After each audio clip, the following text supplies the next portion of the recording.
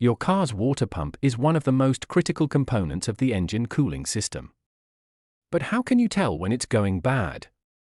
In today's video, we are breaking down the symptoms of a bad water pump and how to catch the signs before your engine overheats or gets damaged. Let's dive right in. 1. Coolant leaks. One of the telltale signs is spotting coolant leaks under your car. The water pump has seals and gaskets to prevent coolant from leaking. When these seals wear out or break, coolant will begin to drip from the pump, causing puddles under the car. If you notice neon green or orange liquid on the ground, it's a strong indication that your water pump or another part of your cooling system is failing. If you found this video helpful, make sure to like, subscribe, and hit the bell icon to stay updated with all our car maintenance tips and tutorials. 2. Overheating engine.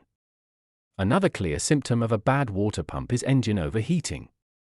As I mentioned earlier, the water pump's main job is to circulate coolant to keep your engine cool. When it starts to fail, the coolant can't flow properly, leading to overheating. 3. Steam from the radiator.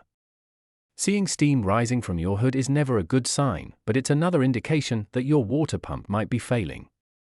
Steam occurs when the coolant isn't circulating properly, causing the engine to overheat to the point where it begins to boil. 4. Loose or worn belt.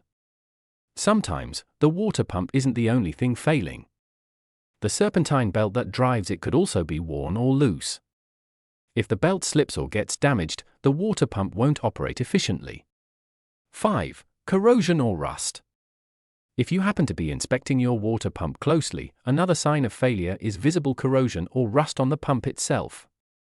This usually occurs when coolant leaks onto the pump and evaporates, leaving behind residue. Over time, this can corrode the pump's housing or affect its ability to function properly.